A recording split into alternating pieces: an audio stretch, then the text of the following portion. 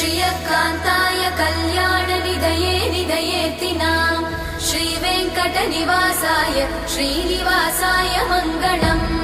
लक्ष्मी सविभ्रमालोकसुभ्रूविभ्रमचक्षुषे चक्षुषे सर्वलोकानां वेङ्कटेशाय मङ्गलम् श्रीवेङ्कटाद्रिशृङ्गाग्रमङ्गलाभरणाग्रये मङ्गलानां निवासाय श्रीनिवासाय मङ्गलम् सर्वावयव सौन्दर्य सम्पदा सर्वचेतसां सदा सम्मोहनायास्तु वेङ्कटेशाय मङ्गलम् नित्याय निरवध्याय सत्यानन्दचिदात्मने सर्वान्तरात्मने श्रीमद् वेङ्कटेशाय मङ्गलम्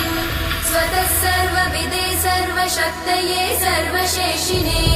सुलभाय सुशीलाय वेङ्कटेशाय मङ्गलम्।